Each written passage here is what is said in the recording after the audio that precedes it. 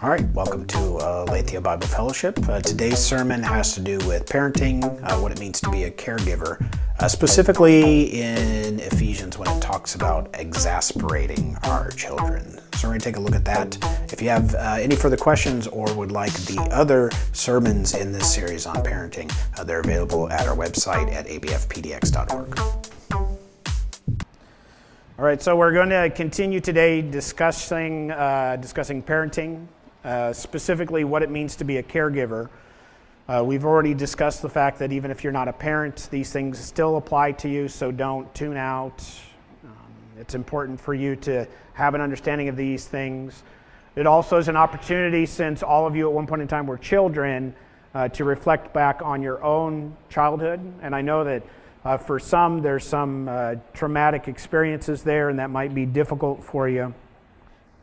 But we, as we'll talk about later, as we take our experiences and the definitions that we've developed for things in the world, it's important for us to know what God's Word has to say about those things and not let the world define how it is that we hold things. So that means that, yes, we have to examine our relationships, we have to examine our experiences and see where definition needs to be corrected as well.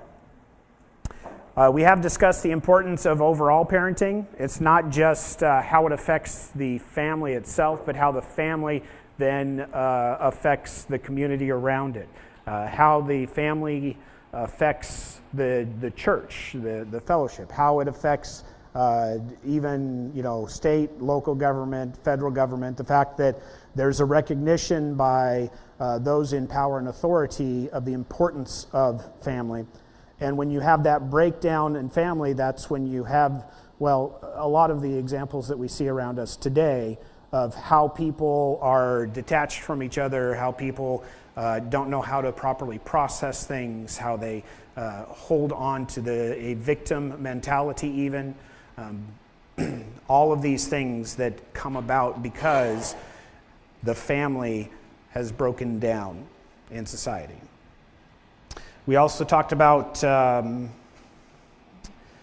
fact that children are not ours, that they're gifts from God, and not gifts that we get to cling to and hold on to, but that we are merely stewards of for a short time. That's the whole idea of a caregiver, right? You don't caregive for ever and ever and ever and ever. You caregive in order to bring somebody up so that they become self-sufficient in and of themselves, if at all possible, so that they can move on and do the same and do the same. So today, we're going to continue to look at how it is that we pass on God's legacy instead of our own in that caregiver capacity. And we're going to look again at some of the verses that I brought up last week and continue to explore. Last week we didn't hit on these portions, and I promised that we would, so I wanted to make sure that we took care of them today. So we're going to talk about the instruction that's included from last week in Ephesians. If you remember, we read through Ephesians 6, verses 1 through 4. And we looked at what the instruction was for the children, what the expectation would be, and also the instruction for the father or for the parents. So Ephesians 6, 1 through 4 says, "Children, obey your parents because you belong to the Lord, for this is the right thing to do. Honor your father and mother. This is the first commandment with a promise. If you honor your father and mother, things will go well for you, and you will have a long life on earth. And fathers, do not provoke your children to anger by the way that you treat them. Rather, bring them up with discipline and instruction that comes from the Lord." So we're going to touch on that last part, right? The verse 4. But in order to do that, I also want to look at a verse that echoes that same type of sentiment. So you have Ephesians 6, verse 4, but you also have Colossians. So if you turn in Colossians to chapter 3, verses 20 and 21, you see the same type of statement that you saw in Ephesians. So Paul writes in Colossians 3, 20 and 21, "Children, Always obey your parents, for this pleases the Lord. And fathers, do not aggravate your children, or they will become discouraged. So we have here a consistency in thought and teaching from Paul to two different churches in two different circumstances, because this is a truth that's fundamental for not just those in Ephesus and Colossae, but for us here today as well. This is a truth that doesn't exist only for one community, as it were. Now, both of these verses are also given a preface. And that preface has to do with the way that husbands and wives are supposed to treat each other. So both of these messages start with husbands and wives and give direction for how they are to interact with each other. And then it carries forward and says, you interact in this way, and then you interact in this way with your children. So it's not just instruction for how it is that we deal with children and how we bring children up and how we care and discipline for them, but also instruction, of course, for how the family unit should work as well, so that you have a nice, strong, foundational unit.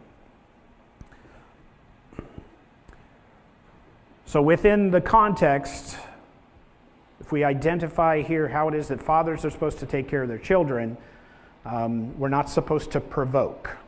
This means that we're not supposed to aggravate, and the reason that we don't do that is so they don't become discouraged or, disheartened, right? Bring them up as a due, bring them up with discipline, bring them up with instruction from the Lord.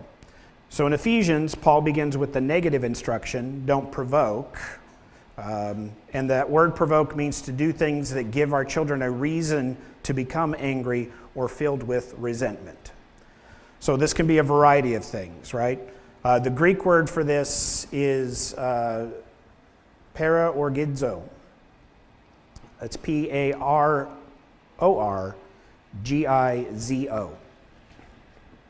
And that is that idea of provoking, angering, exasperating. And in Colossians, Paul uses a different word. The word to parents is to not exasperate your children. And this is the word erethizo. So similar type of ending with both of those, and that's spelled E-R-E-T-H-I-Z-O. And that means, of course, also to stir up, to provoke, to irritate, to exasperate. So similar concepts, different words that are used for those, but they're both headed the same direction with that. Failure to obey this can cause children to lose heart, to become deflated in how they look at the world. The idea is that the term to be without courage or spirit comes into play. It's the sense of being listless, sullen, discouraged, despairing. When the family unit breaks down, when you are provoked or exasperated for one reason or another, it's easy to lose all sense of confidence in anything, right? The family unit is the first truth that we come to understand, right? This is where we enter into our understanding of what relationship looks like. It's where we begin to learn where our safety comes from, where we develop trust, where we develop those first true relationships. And if those things are broken, if they're not in proper context, if they're, I guess broken is really just the best word for it, right? Then that's going to cause issues and a breakdown with the family. So that child's relationships from there on out are going to be affected by this type of despair or deflation of attitude and of confidence. How they interact with others, how they interact with a church body, how they interact with authority in general is going to be marred by this. The lens is scratched. and everything is blurred and out of context. So when Paul is writing these things, I have no doubt that he's seen some pretty harsh treatment because, you got the Roman Empire going on. And the Roman idea of family is this idea of patria potestas, right? It is the power of the Father. The power of the Father to control the lives of those in their family. This includes their children and how it is that their children are treated and the kind of recognition that their children get as well.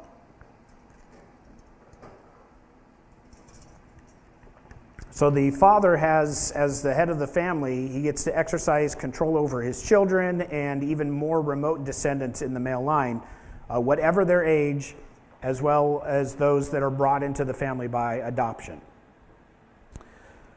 Often children were treated as slaves. If they weren't the first in line, the one that would be carrying on the name, then they were not as valuable for the family. Their purpose was then to be sold off to other families, maybe, that didn't have a first male descendant, or possibly, obviously, married off to another family. It didn't matter what the child's reaction to these type of arrangements was. This is just how it was. So Paul, with those things in mind, gives instructions to Colossae and Ephesus that this is not the kind of power that you should be wielding in this way. See, it's different than just there's this authority power of the Father over and in control of your life. See, as Christians, we put proper power in its place. And we humbly submit ourselves to the will of God the Father. And it, therefore, affects every single relationship that we have. The scratched lenses that we view things through are changed to clear lenses so we can see how things are properly supposed to be handled.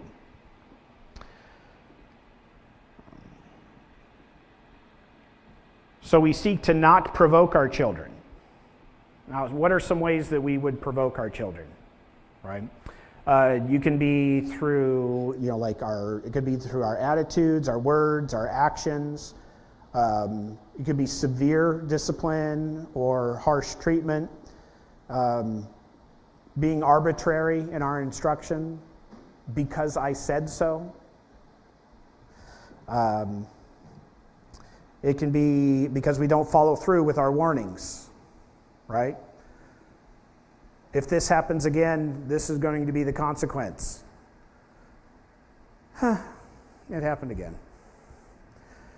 It can arise from being unfair, favoring one child over another, either out of laziness or intentionally. It can arise from constant nagging without providing any assistance, or unqualified condemnation or humiliation of the child.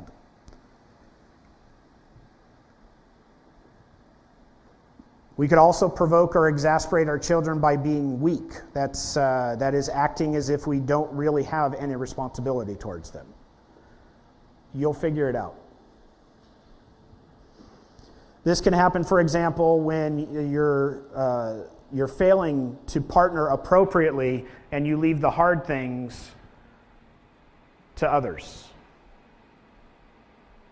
This is where we say, well, I'm not going to discipline you. Go see your mother.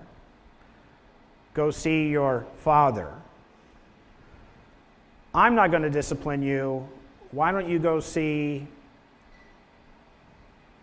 Josh? Josh will discipline you. See, that would be a breakdown of the family unit. It can happen when we treat our children as if they are there for our own emotional well-being, right? If we live vicariously through them, rather than remembering that it's our responsibility to be there for them and their emotional well-being, to provide a stable relationship with them so that they can understand how to deal with the mix of crazy emotions that children deal with. It can happen when we, as fathers, need our children to be a certain kind of person for us, or to act a certain kind of way. Or, we just need them and rely on them to make sure that we are happy and we are stable. When we do not carry our weight in relationship and we look on them to take care of us before they're ready to do so.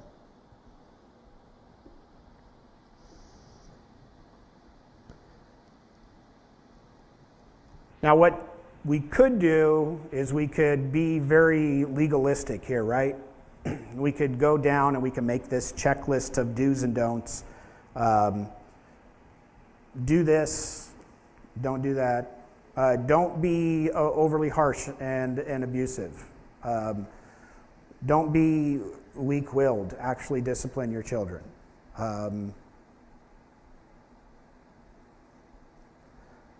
But that's not going to be ultimately helpful for us, and we don't see that that's how our instruction on what we're supposed to be doing in relation to our children is spelled out for us in the Bible. We can get caught up in those minute details and create some type of law for things, but it's never going to work, and we will consistently be thinking about, I'm going to mess up on this part of the law. I did. Our focus changes from one of being relational creatures that were created to be in relationship with God, the Creator.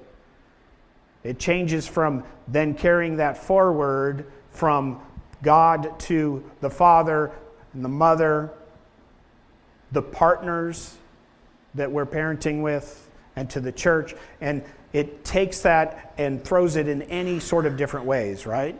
So if you have the father not recognizing God in that, it messes that up. If you have the mother not recognizing the father or recognizing God, if everything's focused on the child, it throws the whole thing on its head.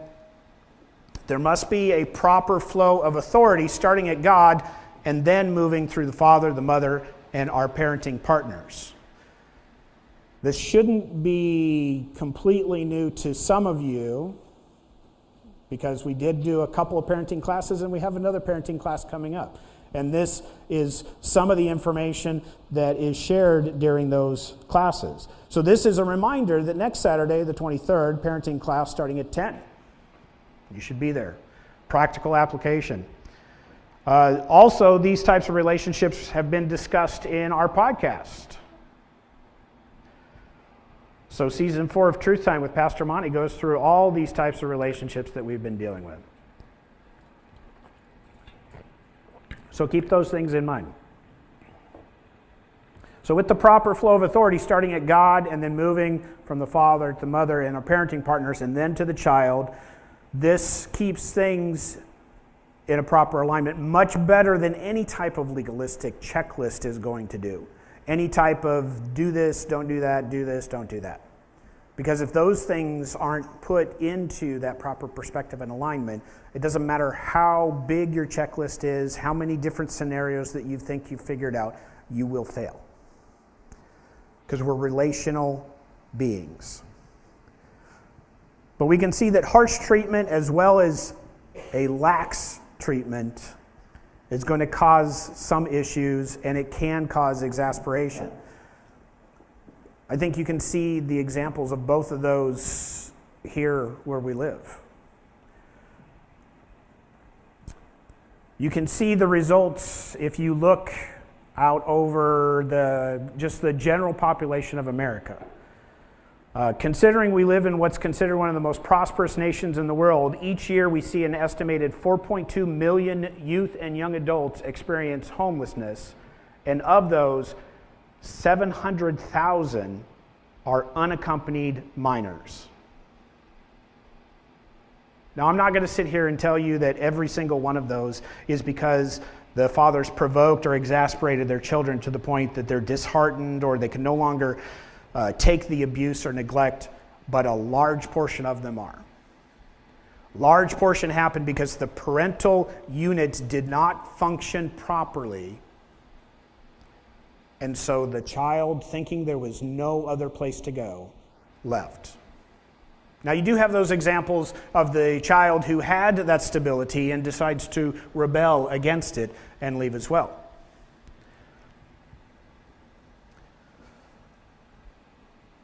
But I think that this figure helps to highlight the need for the proper flow of authority in our families because it puts things into the proper perspective for that child so that they understand how it is that they themselves are going to be living their lives when they leave the nest, as it were.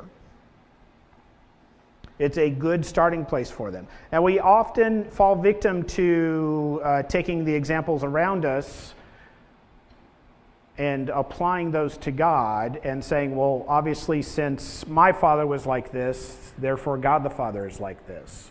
Or since my mother was like this, then obviously they're empowered, this is how God is. Or since our government is like this must be how God is as well. It can be hard to accept the concept of God being a loving father, for example, if you did not have a loving father in your life.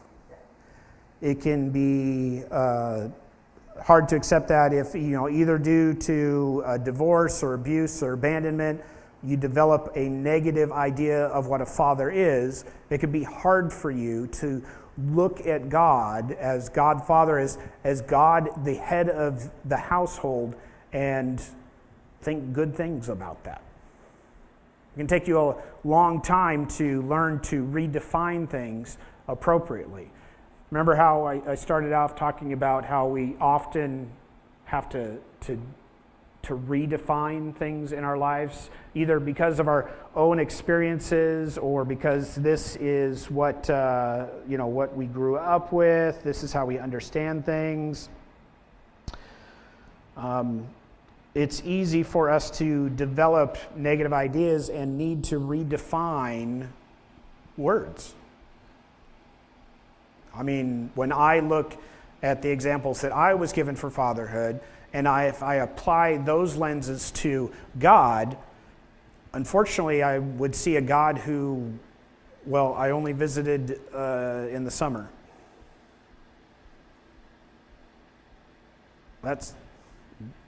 God doesn't just have visitation rights. But if we put things correctly into perspective, if we take that important step and we take people's relationships grounded in the foundation of their relationship with God, and we take away those definitions and those lenses that we would apply, instead of looking through them to see God, we take how God is exampled for us, what His Word says about who He is, how He is actually active in our lives, and we then learn to understand that He defines the world around us. He is the one created everything. He is the one that has laid definition for everything. We let our relationship with God define how we see the world around us. I mean, this is a simple concept, right? Instead of defining the world as, you do whatever you can to get ahead, make sure that you're taken care of, make sure that your needs are met, and everything else is collateral. We see the world as being in relationship with one another, caring for one another, bringing other people up, making sure other people are taken care of. And thus, with everything in proper perspective, we ourselves are taken care of as well. So there's a reason that we as a church spend a lot of time looking at words and their actual meanings instead of the corrupted definition and understanding that the world has. It's because the Bible and the truths found in the Bible don't change like the dictionary does. Every year, Every year, there are changes to definitions of words. There are new words that are added to the dictionary. And those changes happen by consensus based on the word's usage, how it's used in society now, because it has changed. This is a yearly process that they go through and review.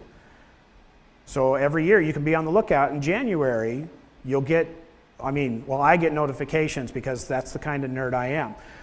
But there are postings put out by those major dictionaries of new words that they're adding and changes to definitions for words that have existed. One thing that I'm proud that I can stand firm on and I'm excited for is the firm foundation of truth that's found in God's Word that's not going to change based on some type of consensus on a yearly basis. Solid, firm foundation. Not a word that changes meaning overnight. We see through the Bible, for example, how God acts as a father, as a parent. You can look in Genesis. As the Creator creates man and creates woman, He gives them instruction, and He allows them the opportunity to move freely within the garden. He allows them to make choices. And then when they make a choice counter to His instruction, He allows them to face the consequences of their choices. So though they made choices and they faced the consequences, He didn't abandon them. God's love was still there for them. And He provided a way for them to maintain relationship with Him. He sought to maintain relationship with Adam and Eve.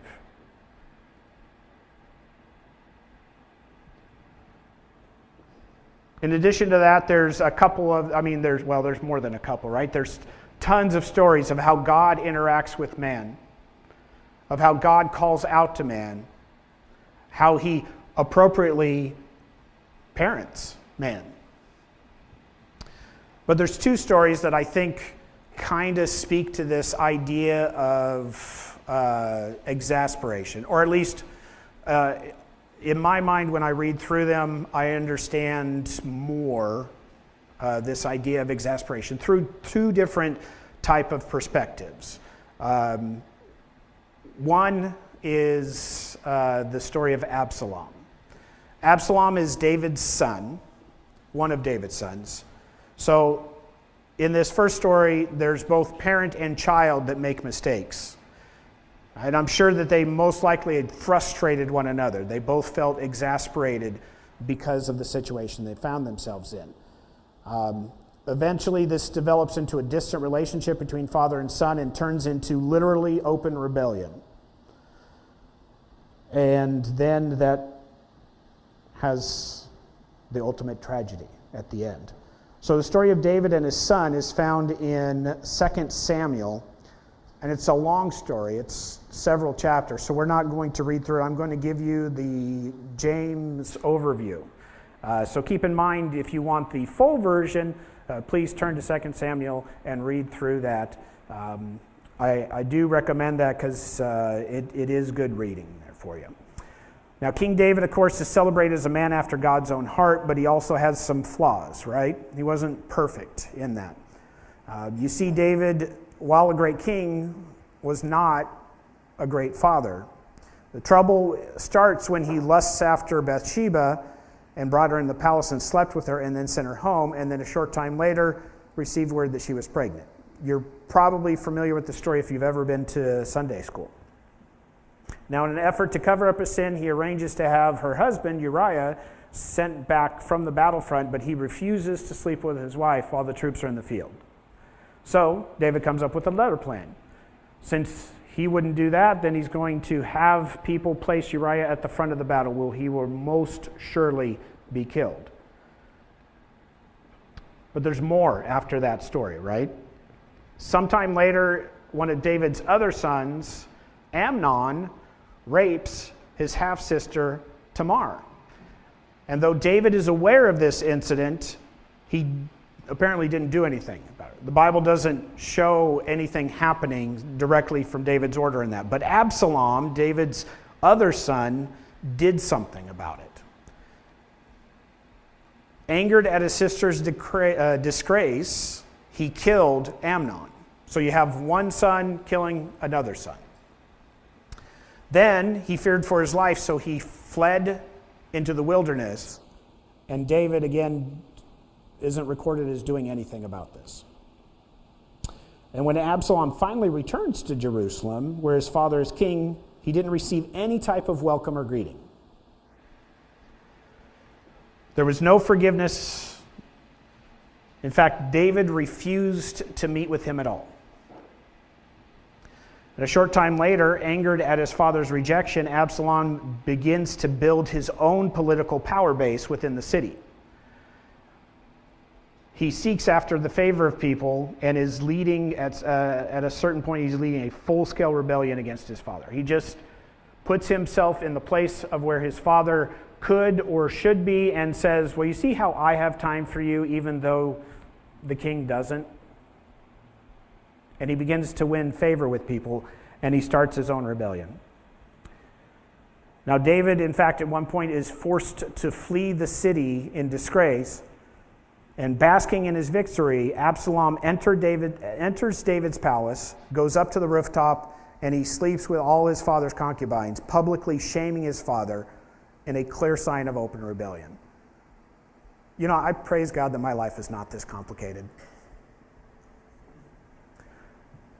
But I also praise God for the example that he's given us in these things. So the story of David and Absalom is a powerful example of what can happen when families fail, right? When things don't work the way that they should in a family. It's clear that David exasperated Absalom so that he felt that he needed to take over the duties of his father. He felt that there were no other actions. And so David himself also exasperates the situation by committing murder and adultery himself and teaching this as a, oops, I messed up, but here's my example. So Absalom is exasperated to the point where, seeing no discipline coming from David for Amnon, who's guilty of a terrible crime against his sister, he takes matters into his own hands. This is David who sought and received forgiveness from God for his own sins. He exasperates his son by refusing to extend any forgiveness then later to Absalom when he returns to the city, not even willing to meet with him.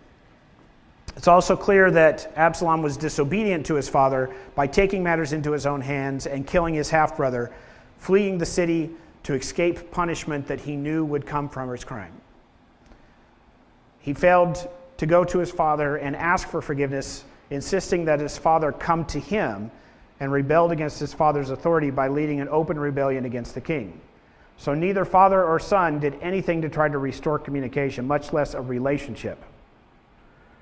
And the tragedy is they never had the opportunity.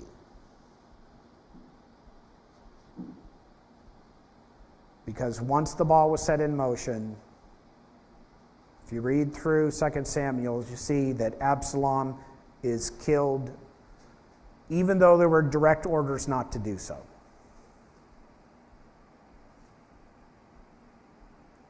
Now, I'm not saying that your children are going to go into open rebellion and start a war with you, but I'm not saying that they're not either. Wars look a little bit differently. Rebellion looks different in this day and age. And the second story that I would bring up to you, other than the story of Absalom, that to me talks about some level of exasperation, is about the son who openly rebels against his son and rejects his father's values. But in this case, I don't really think that the father did anything to exasperate him.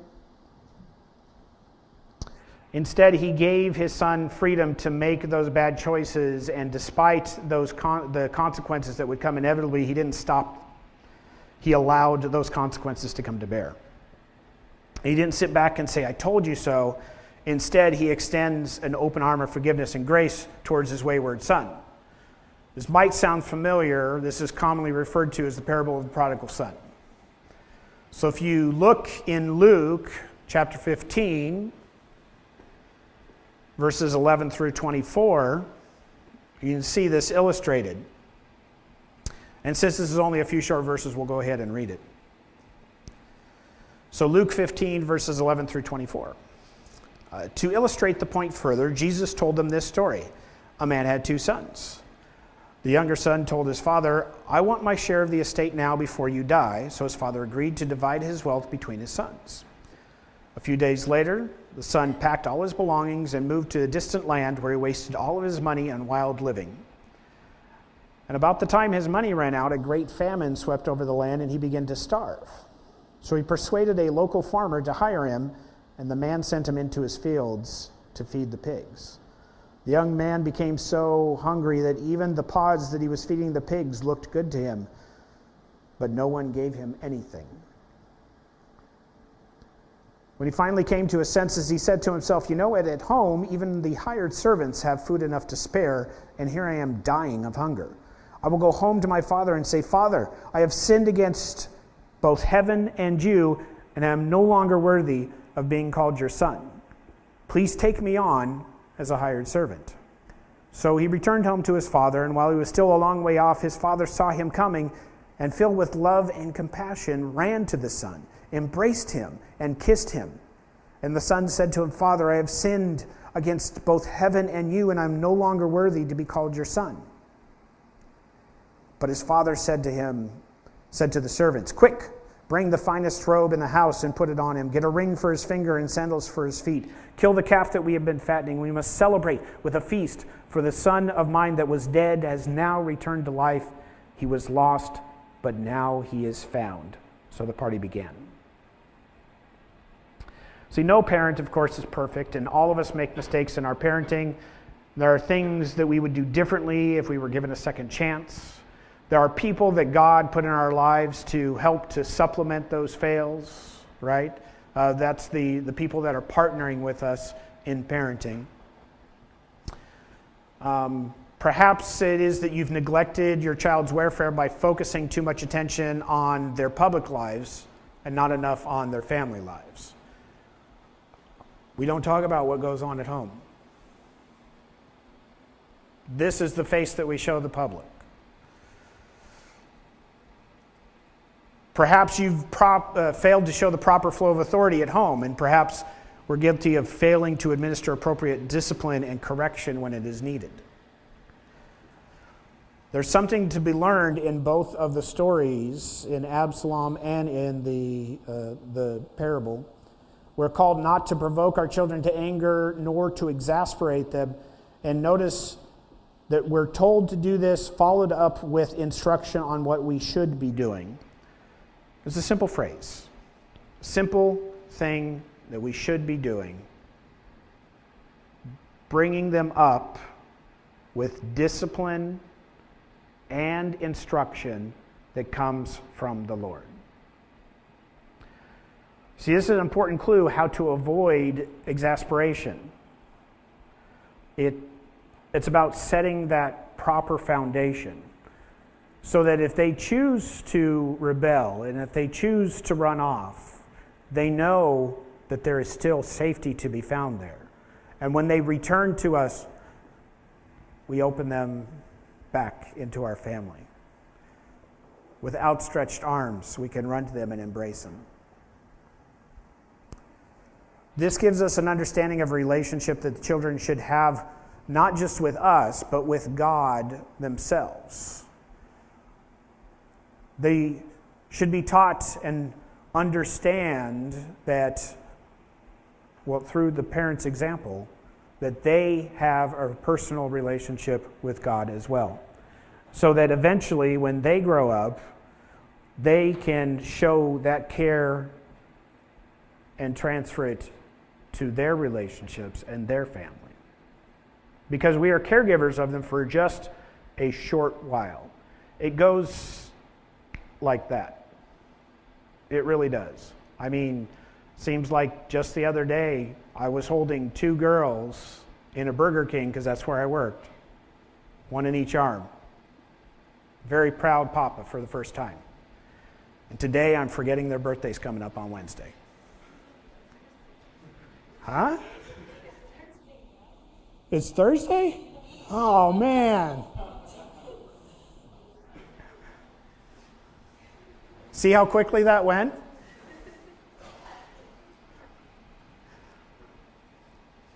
So the key here today is we're not going to go through and give you a legalistic checklist, right, of do's and don'ts in parenting. If we did that, it'd be the same as maybe trying to come up with a new Mosaic law. But we see that we are freed from the law, so it doesn't make sense to apply a new law. Now, that's not to say that there's not guidelines, right? There are guidelines and there are things that we can do, but it starts first and foremost with the proper flow of authority through relationship with God that carries out through the whole family. And that is the key thing. That's why Paul follows up that imploring not to exasperate your children with bring them up with discipline and instruction from the Lord. So those are the key things to remember today. So I do have a couple questions for you to take into your cell groups to discuss and to, maybe think about some more as well. The first question is, how have you been exasperated by your parents? This gives you some reflection. How have you been exasperated by your parents? Then the next one is, what steps can you take to avoid provoking your children? Now remember, if you don't have children, you do have relationships with people that look up to you, so put them in the place of children. But what steps can you take to avoid provoking them? And then thirdly, what do you do to provide instruction from the Lord in your family? What do you do to provide instruction from the Lord in your family, as we're advised by Paul to do